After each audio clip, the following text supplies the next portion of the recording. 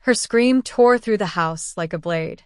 "You're no daughter of mine." The words, sharp and final, echoed in Ellie's mind as her mother's hand pointed to the door. At 17, Ellie Harper stood frozen in the living room of their small Ohio home, her heart pounding, her confession of loving girls still hanging in the air. It was 2010, and the world wasn't ready for her truth, or so it seemed. Her mother, Diane, a devout woman with a Bible always tucked under her arm, had caught Ellie kissing her best friend, Sarah, in the backyard. The betrayal in Diane's eyes was worse than the words. Ellie's bags were packed by nightfall, and by morning, she was gone, cast out into a world that felt colder than the November wind. Ellie wandered the streets of Columbus, her backpack heavy with clothes but light on hope. She was a lanky girl with short auburn hair, her green eyes always searching for something, acceptance, maybe, or just a place to belong. The first night, she slept in a bus station, her breath visible in the frigid air. She clutched her phone, hoping for a text from Sarah, but none came. Sarah's parents had locked her in her room, their own version of punishment for the sin they'd witnessed. Ellie was alone. The days blurred into weeks. Ellie found a shelter, a cramped building smelling of bleach and despair. She shared a room with women twice her age, their stories of addiction and loss weaving a tapestry of survival she wasn't sure she could join. At night, she'd lie awake, replaying her mother's words, each syllable a fresh cut. How could love, her love for Sarah, be so wrong it tore her family apart? She wrote letters to Diane in her journal, letters she'd never send, spilling her hurt onto pages stained with tears. By spring, Ellie had a job at a diner, scrubbing dishes until her hands cracked. The manager, a gruff man named Joe, saw something in her, maybe the stubborn fire in her eyes, and let her keep her tips. It wasn't much, but it was enough to move into a shared apartment with strangers who didn't ask questions. She enrolled in community college, studying literature, finding solace in stories where outcasts found their way. But the ache for her mother, for home, never faded. She'd see women Diane's age in the diner, laughing with their daughters, and her chest would tighten, a silent sob trapped inside. One evening, as Ellie wiped down tables, a woman walked in. She was in her late 20s, with long black hair and a smile that seemed to carry its own light. Her name was Mia Torres, a photographer who'd just moved to Columbus for a freelance gig. She ordered coffee, black, and lingered, her camera resting on the table. Ellie caught her eye, and Mia's smile widened. "You look like you've got a story," Mia said, her voice warm, like she could see past Ellie's guarded walls. They talked until the diner closed.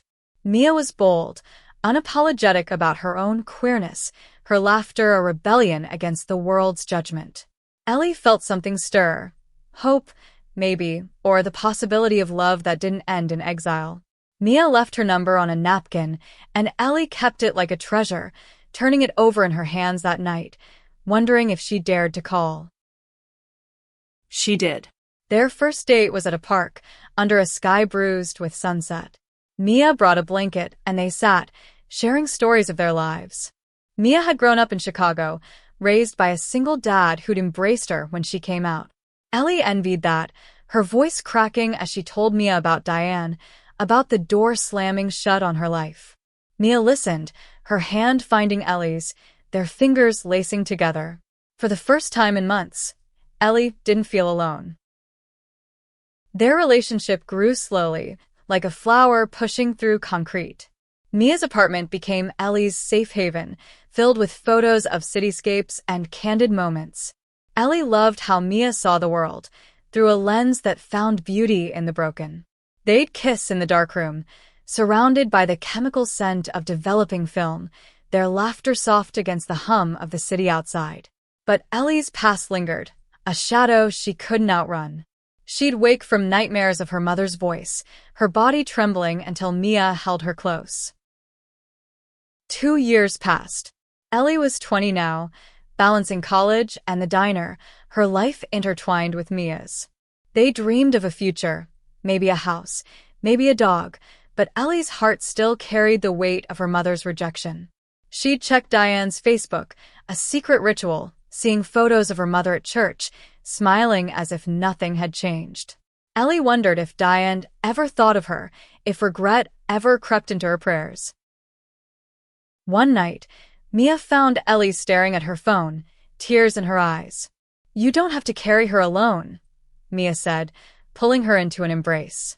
"She made her choice, but you're building your own family now." Ellie nodded, wanting to believe it, but the wound was deep, a scar that pulsed with every memory of home. Then a letter arrived. It was slipped under the apartment door, no stamp, just Ellie's name in Diane's familiar handwriting. Ellie's hands shook as she opened it. The words were brief, desperate. "I'm sick, Ellie. I need you. Please come home." Her mother, the woman who'd cast her out, was begging for help. Ellie stood frozen, the letter trembling in her hands, her heart torn between anger and a love she couldn't bury. Mia watched her, silent, her eyes full of questions. What would Ellie do? The letter lay on the kitchen table, its edges curling like a plea.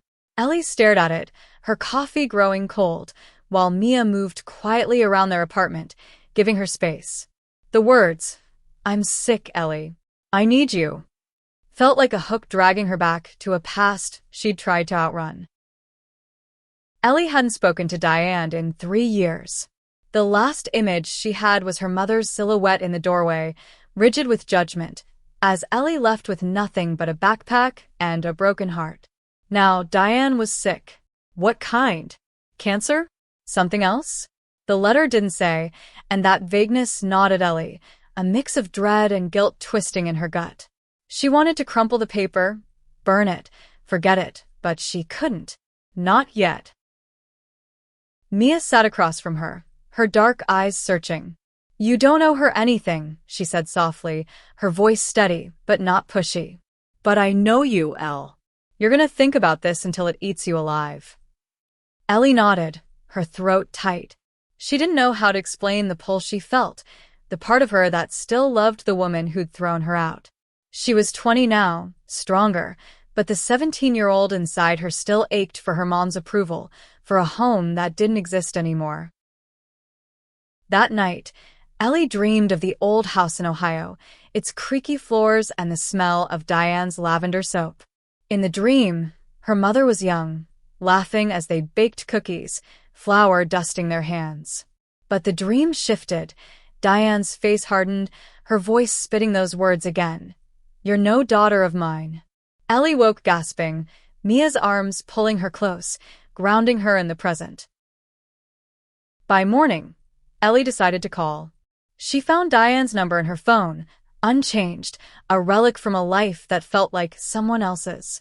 Her hands shook as she dialed, each ring a hammer against her resolve. When Diane answered, her voice was frail, not the commanding tone Ellie remembered. "Ellie? Is that you?" "Yeah, Mom. It's me." The words felt foreign, heavy.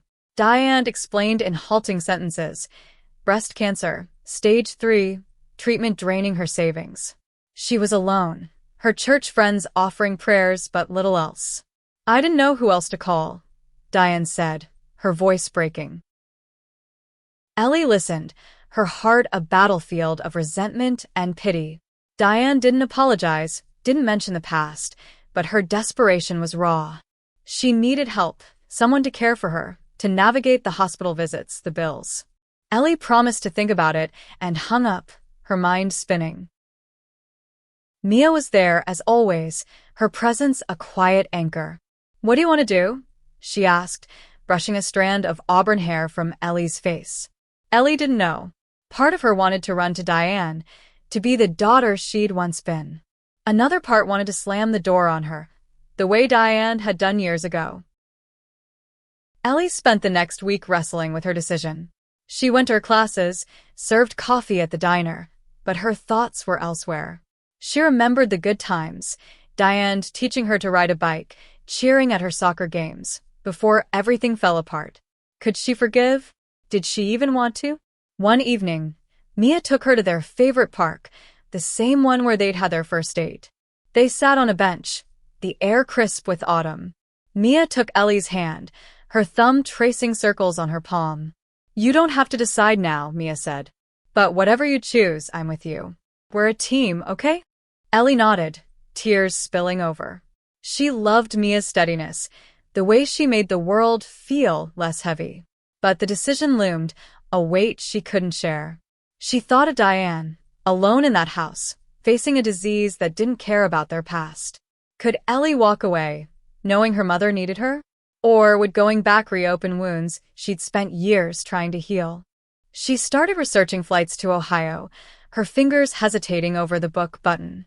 Mia watched, saying nothing, but her eyes held a quiet strength. Ellie knew she couldn't avoid this forever.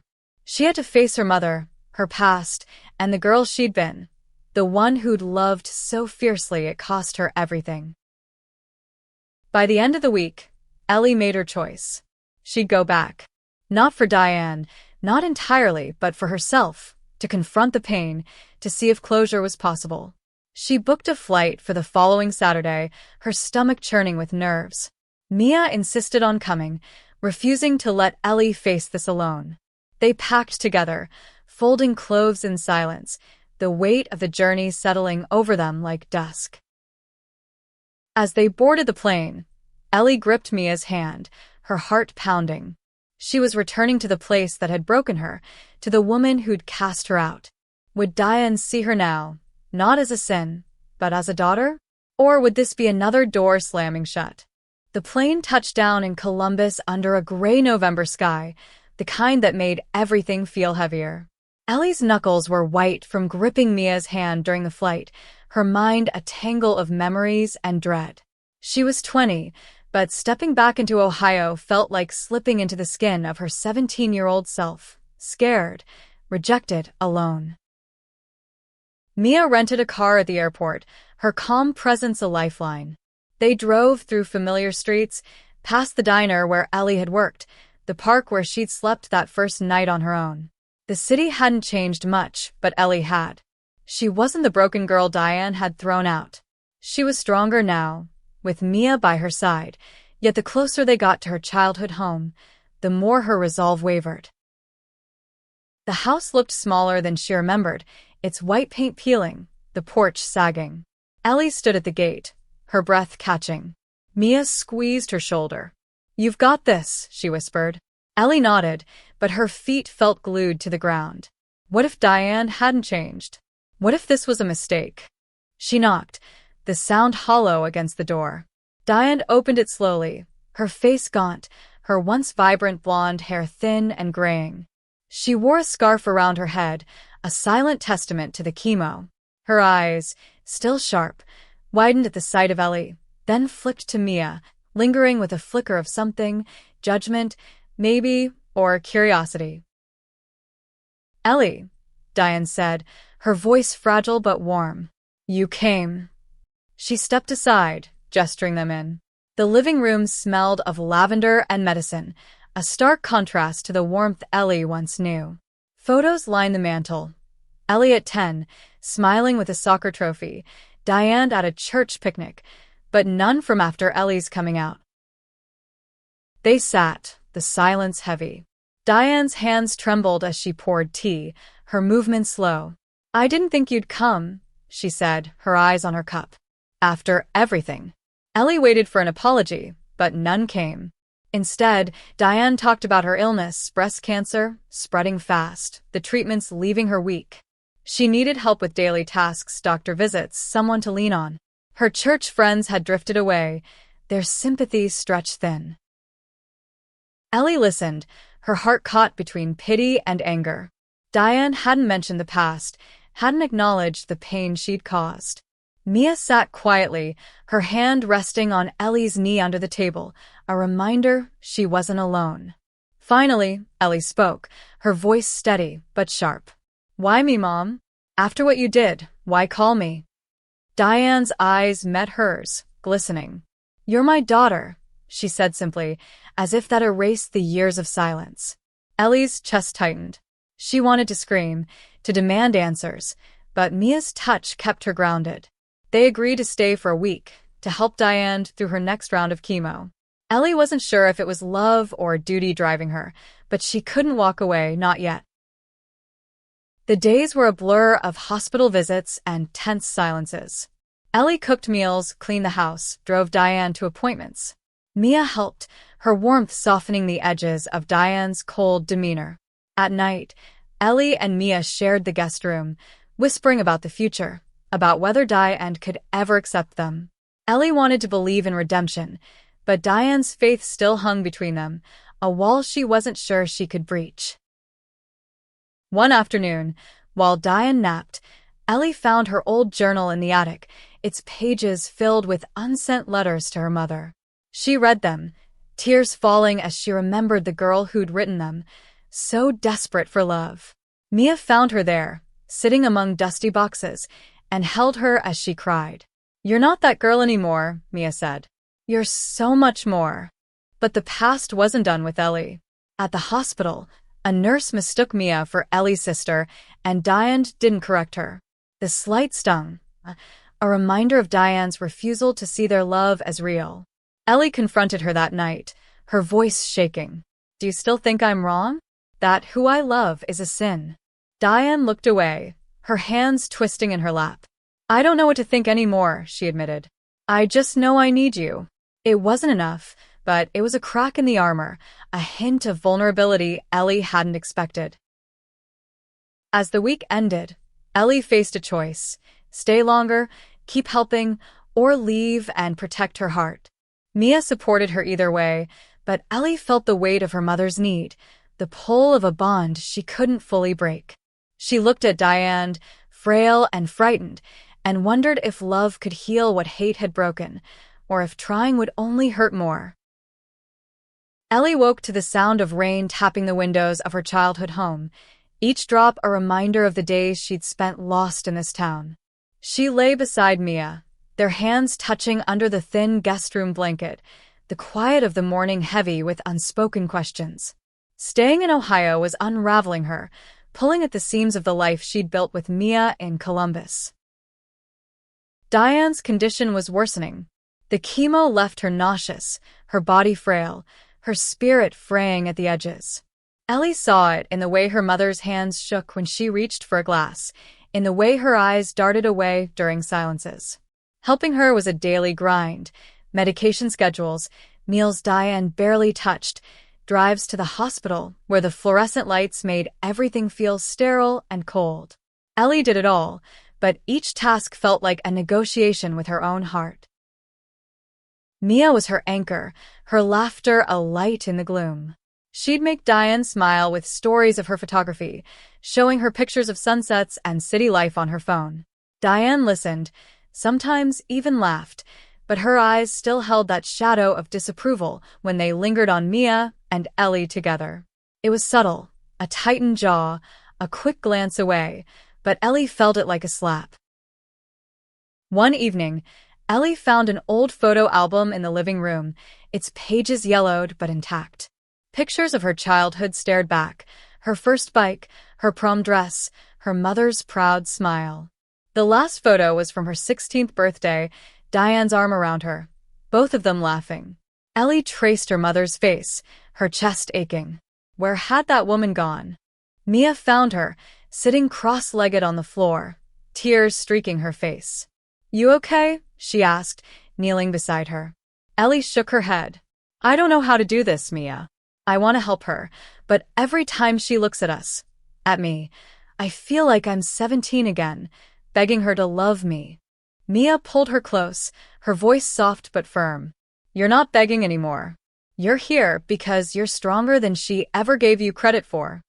Ellie clung to her, wanting to believe it, but the weight of Diane's silence was heavy. She hadn't apologized, hadn't acknowledged the pain she'd caused.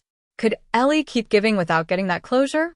The next day, Diane had a rough chemo session. She was pale, vomiting in the hospital bathroom, her pride stripped away. Ellie held her hand, steadying her, and for a moment, Diane's grip tightened, her eyes meeting Ellie's with something like gratitude. It was fleeting, but it stirred something in Ellie. Hope, maybe, or the ghost of a bond they'd once had. Back home, Diane was too weak to argue when Mia suggested they watch a movie. They settled on an old romantic comedy, the kind Diane used to love. Halfway through, Diane fell asleep, her head resting on the couch. Ellie watched her. The lines of her face softened in sleep, and felt a pang of love she couldn't suppress. Mia caught her gaze and smiled, squeezing her hand. "You're doing more than most would," she whispered. But the tension broke the next morning. Ellie overheard Diane on the phone with a church friend, her voice low but clear. "She's here with her friend. I don't know how to feel about it." The words cut deep, a reminder that Diane's acceptance was still out of reach. Ellie stormed outside, the rain soaking her as she paced the yard. Mia followed, unfazed by the downpour. "She's trying, Elle," she said. "It's slow, but it's something." "Trying isn't enough," Ellie snapped, her voice breaking. "I need her to see me, all of me." Mia didn't flinch, just pulled her into a hug, the rain mixing with Ellie's tears. They stood there, soaked and shivering, until Ellie's anger softened into exhaustion. That night, Ellie wrote in her journal, pouring out her frustration, her love, her fear. She wanted to stay for Diane, to be the daughter she needed, but she also wanted to protect the life she'd built with Mia. Could she do both? The question haunted her as she drifted to sleep, Mia's steady breathing beside her a reminder of the love she'd found despite the pain. As the weeks stretched on, Ellie noticed small shifts. Diane asked about Mia's photography, her tone curious rather than cold. She thanked Ellie for cooking, her voice soft. It wasn't an apology, but it was something, a crack in the wall between them. Ellie didn't know if it was enough, but it was a start. She looked at Mia, her heart swelling with gratitude, and wondered if love, hers for Mia, hers for her mother, could ever bridge the gap. The Ohio winter crept in, chilling the house where Ellie, Mia, and Diane navigated their fragile coexistence. Ellie felt like she was walking a tightrope, balancing her mother's needs with her own heart's demands. Each day was a test of patience, of love, of whether forgiveness was even possible. Diane's health fluctuated. Some days, she was strong enough to sit at the kitchen table, sipping tea and asking Ellie about her studies. Others, she was bedridden, her face pale, her voice barely a whisper. Ellie learned the rhythm of her mother's illness, anticipating her needs, medication at 8, broth at noon, a blanket when she shivered. It was exhausting, but it gave Ellie purpose, a way to reclaim the role of daughter without losing herself. Mia was a quiet force, filling the house with small acts of care. She'd play soft music during Diane's naps, or bring home flowers to brighten the living room. Diane began to soften around her, asking about her life in Chicago, her photography. One afternoon, Diane even smiled at a photo Mia showed her, a shot of Ellie laughing at the park, her auburn hair glowing in the sunlight. "She looks happy," Diane said, her voice wistful. Ellie overheard, her heart catching. Was it pride? Regret? She couldn't tell. But the past still lingered. One evening, Ellie found a stack of Diane's old church pamphlets in a drawer, their titles screaming condemnation, homosexuality and salvation, God's plan for the family. Her stomach churned. She confronted Diane, holding up the pamphlets, her voice shaking. "Do you still believe this? That I'm broken?" Diane's face crumpled, her hands clutching the edge of her blanket. "I was raised to believe it," she said, her voice barely audible. "But seeing you now, I don't know anymore." It wasn't the apology Ellie craved, but it was honest, raw. For the first time, Ellie saw her mother as a woman shaped by her own battles, her own fears. Mia urged Ellie to talk more, to push for the truth. "She's scared," Mia said one night, as they lay in bed, the house quiet except for the hum of the heater. "Not just of the cancer, but of losing you again." Ellie nodded, but the weight of her mother's beliefs still pressed against her chest. Could Diane ever fully accept her? Or would love always come with conditions? The next day, Ellie took Diane to a chemo appointment. In the waiting room, Diane reached for her hand, her grip weak but deliberate. "I'm proud of you," she said suddenly, her eyes fixed on the floor. "For coming back. For being here." Ellie froze, her throat tight. It was the closest Diane had come to acknowledging the past, and it stirred something in Ellie. Hope, fragile but real. That night, Ellie and Mia cooked dinner together, a rare moment of normalcy. Diane joined them, her appetite better than it had been in days. They talked about small things, movies, the weather, avoiding the heavier truths. But as Diane laughed at one of Mia's stories, Ellie saw a flicker of the mother she'd once known, the one who'd cheered at her games, who'd loved her fiercely before fear tore them apart. The moment was fleeting. The next morning, a church friend visited, her eyes narrowing at Mia's presence. Diane introduced Mia as Ellie's friend, the words a quiet betrayal. Ellie's anger flared, but she held it in, not wanting to upset Diane before her next treatment. Mia, sensing the tension, squeezed her hand under the table, a silent reminder. We're enough. As the days passed, Ellie wrestled with her decision to stay. She loved Mia, loved the life they were building, but Diane's need pulled at her. She started journaling again, writing questions she couldn't ask aloud. Could she forgive Diane without an apology? Could she stay without losing herself? Mia read one of her entries, left open by accident, and held her as she cried. "You're allowed to want both," Mia said. "To love her and protect yourself." By the end of the month, Diane's condition stabilized, but her prognosis was still uncertain. Ellie knew she couldn't stay forever. Her life was in Columbus, with Mia, with the future they dreamed of. But leaving felt like abandoning Diane, like letting go of the hope that they could heal. She looked at her mother, frail but fighting, and at Mia, her rock, her home. The choice loomed, heavy and unresolved, as the winter deepened around them. Snow blanketed the Ohio streets, muffling the world outside Diane's house. Ellie felt the weight of time pressing in. Weeks had turned into months, and her life in Columbus felt like a distant dream. She was 21 now, caught between the daughter she'd been and the woman she was becoming, with Mia as her constant, her compass. Diane's health was a roller coaster. Some days, she was strong enough to walk to the mailbox, her scarf wrapped tight against the cold. Others, she was too weak to leave her bed, her voice a whisper as she asked for water. Ellie learned to read her mother's moods, to anticipate the moments when pain made her sharp, when fear made her quiet. It was draining, but Ellie couldn't walk away, not when Diane's eyes held a flicker of the love they'd once shared. Mia kept the house alive, filling it with music, cooking meals that tempted even Diane's fragile appetite. She'd sit with Diane, showing her photos from her latest project, a series on resilience in small-town America. Diane listened, her interest genuine, and Ellie saw a shift, a softening in her mother's gaze when she looked at Mia. But the word girlfriend never crossed Diane's lips, and that silence stung. One night, Ellie found Diane's Bible open on the kitchen table, a passage highlighted. "Love is patient, love is kind." She stared at it, her anger flaring. Was this Diane's way of reaching out, or just another reminder of the faith that had driven them apart? She confronted her mother the next morning, her voice steady but raw. "Do you think you can love me and still believe I'm wrong?"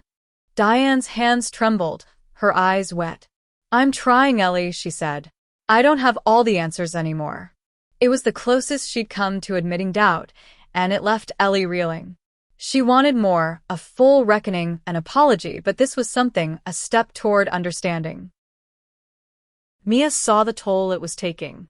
One evening, she took Ellie to a local cafe, a cozy spot with mismatched chairs and the smell of fresh coffee. They sat in a corner, away from the world, and Mia reached across the table, her fingers brushing Ellie's. "You're carrying too much," she said. "You don't have to fix her. You just have to decide what you can live with." Ellie nodded, her throat tight.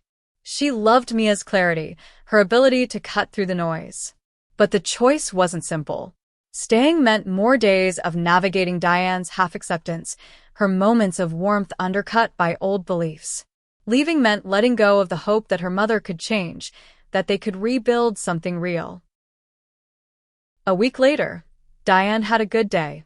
She asked Ellie and Mia to take her to the park, the same one where Ellie had kissed Sarah years ago. They bundled her in a coat, her frailty stark against the winter light. Diane sat on a bench, watching kids play in the snow, and for a moment, she looked content. "I missed this," she said, her voice soft. "I missed you." Ellie's heart ached. She wanted to believe her mother meant it, that this was more than nostalgia. But when a passerby smiled at them, assuming they were a family, Diane didn't correct her, just let the moment pass. It was progress, Ellie told herself, but it wasn't enough. That night, Ellie and Mia talked about the future. They wanted a life together, maybe a small house, a dog, a place where they could be themselves without apology. But Diane's illness complicated everything. Ellie couldn't abandon her, not when she was so vulnerable, but she couldn't sacrifice her own happiness either. She started making plans, practical ones. She researched home care options, reached out to Diane's doctor about long-term support. Mia helped, her pragmatism balancing Ellie's emotions. They found a nurse who could visit daily, easing the burden. Ellie felt a flicker of relief, but also guilt. Was she abandoning her mother by planning to leave? As the snow fell outside, Ellie sat with Diane, watching an old movie. Diane reached for her hand, her grip weak but warm. "I don't deserve you," she said, her voice barely audible. Ellie's eyes stung, but she didn't pull away. It wasn't forgiveness, not yet, but it was a moment of connection, fragile and fleeting. The question remained, could Ellie stay long enough to heal the past, or was it time to choose herself, to choose Mia and let go? The answer was closer, but still out of reach, buried under layers of love and pain. The Ohio winter deepened, the cold seeping into Ellie's bones as she navigated the days with Diane and Mia. The house felt like a crucible, forging something new between them, but also testing Ellie's limits. She was 21, caught between her mother's need and her own longing for freedom, for a life unshadowed by rejection. Diane's health stabilized, but the cancer was relentless. Her doctor warned that remission was unlikely, and the words hung over the house like a storm cloud. Ellie took on more, managing medications, coordinating with the nurse, keeping the house running. She was exhausted, but every time she looked at Diane, frail but fighting, she saw glimpses of the mother she'd loved, the one who'd once been her world. Mia was Ellie's refuge, her love a steady flame. They stole moments together, late-night talks, quick kisses in the kitchen, reminders of the life they wanted. But Diane's presence loomed, her acceptance still incomplete. She'd warmed to Mia, even laughed at her jokes, but she never called her Ellie's partner. The omission was a quiet wound, one Ellie tried to ignore but couldn't.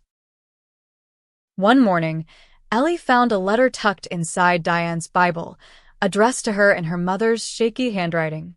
Her heart raced as she opened it, expecting another plea. Instead, it was a confession. "I was wrong, Ellie. I let fear and faith blind me.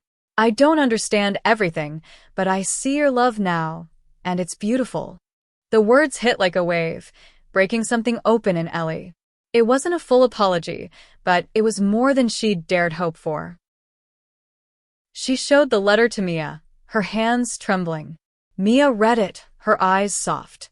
"This is huge," she said, pulling Ellie close. "She's trying, Elle. That's not nothing." Ellie nodded, tears falling. She wanted to run to Diane, to hug her, to bridge the years of pain. But doubt lingered. Could she trust this change? That afternoon, Ellie sat with Diane, the letter between them. "Why now?" she asked, her voice raw. Diane's eyes were wet, her voice barely a whisper. "I'm running out of time," she said. "I don't want to leave this world without making things right." Ellie's throat tightened. She saw her mother's fear, her regret, and for the first time, she felt the weight of forgiveness. Not full, not yet, but possible. The days that followed were softer. Diane asked about Mia's work, listened to Ellie's stories from college. She even joined them for a walk in the park, her steps slow but determined. When a neighbor waved, calling them a lovely family, Diane smiled, not correcting her. Ellie's heart lifted, but she guarded it, wary of hoping too much. Mia sensed the shift. One night, as they lay in bed, she traced circles on Ellie's back. "You're doing something incredible here," she said. "But don't forget yourself in this. We have a life waiting." Ellie nodded, her love for Mia a tether to the future. She wanted that life, a home, a dog, a love free from judgment, but she couldn't abandon Diane, not now. Ellie arranged for more support, a full-time nurse, a social worker to help with bills. It eased the burden, giving her space to breathe. She and Mia started planning their return to Columbus, a slow transition to balance Diane's needs with their own. Ellie felt torn, but Mia's steadiness kept her grounded. "We'll figure it out," Mia said, her voice a promise. One evening, Diane called them to the living room. She held a photo album, its pages filled with memories of Ellie's childhood. "I want you to have this," she said, her voice steady despite her frailty. "And I want you to know I'm proud of you. Both of you." The words were a gift, fragile but real, and Ellie felt a piece of her heart mend. As winter turned to spring, Ellie knew the end was near, not just for Diane's illness, but for this chapter of her life. She'd come back to face her past, to help a mother who'd hurt her, and she'd found something unexpected, a chance to heal. But the question lingered. Could she leave Ohio with her heart intact, or would love, in all its forms, always demand a piece of her?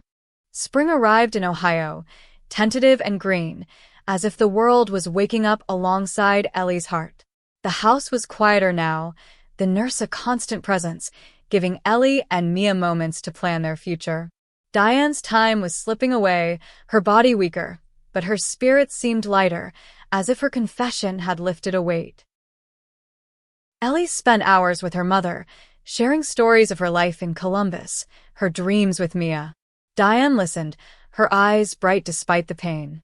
She'd stopped quoting scripture, stopped flinching at Ellie and Mia's affection. One afternoon, she took Mia's hand, her voice soft. "You're good for her," she said. "Thank you." Mia smiled, her eyes glistening, and Ellie felt a knot in her chest unravel. The end came quietly. Diane passed at her sleep, a week after spring's first bloom. Ellie was there, holding her hand, Mia by her side. The grief was heavy, but it wasn't jagged. It was softened by the months of reconciliation, by the love they'd rebuilt, imperfect but real. Diane's letter, her words of regret, sat folded in Ellie's pocket, a reminder that healing was possible, even if it came late. Ellie and Mia stayed for the funeral, a small gathering of Diane's remaining friends. The pastor spoke of love and forgiveness, and Ellie felt the words settle into her, not as judgment, but as truth. She stood with Mia, their hands clasped, unafraid of the glances.